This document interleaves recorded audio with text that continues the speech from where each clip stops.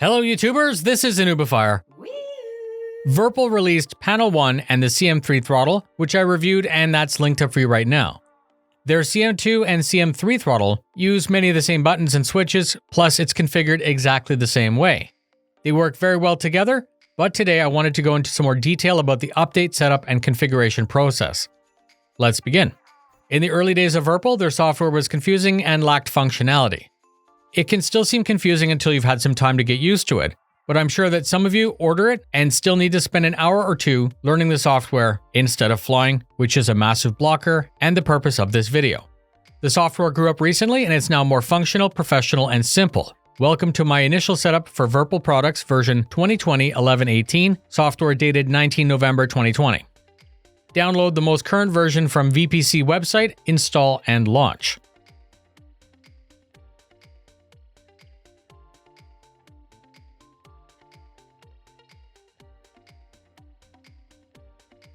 I'm going to start with the CM3 throttle, connect it directly into the PC by USB. The best way to do this is to have only one Virpil device plugged in during the configuration because it'll reduce any confusion and it actually speeds up the process. If at any time your screen has fewer options than mine, try clicking the Pro button at the top right. Ensure that you can see the CM3 connected in the list of connected devices. The software will not let me continue without doing a firmware update.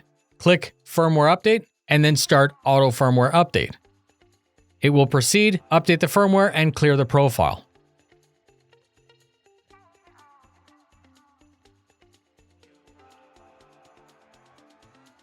When that's done, click Profile.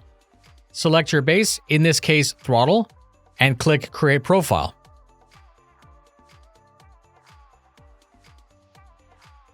Now your calibration will be blank. Click the Axis tab and click Calibrate Axis. Move the throttles, move the flaps, move the analog encoders and the mini sticks through their ranges. When you're happy with that, save the calibration.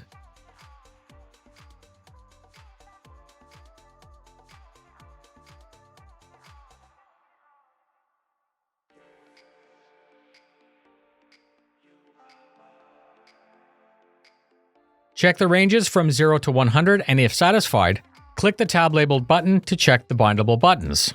You'll be able to confirm the proper operation by testing each binding, plus this screen helps you visualize how it works so you can plan out your future bindings.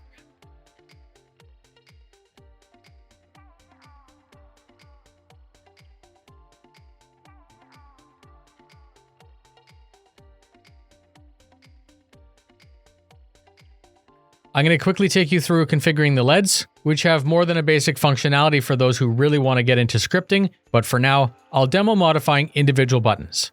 The B1 through B6 are addressable LED that can be off, white, red, blue, green, cyan, magenta, or yellow. They each have full, 2/3, 1/3 brightness options, so 42 possibilities per button plus off. To configure, go to the LED tab. You may need to do some trial and error, unless you just want all of them to be the same. When you're done, hit Save VCP Device. You're going to need to wait about 15 seconds each time you push that button, and once you're happy with the throttle, we'll disconnect that and attach panel number 1.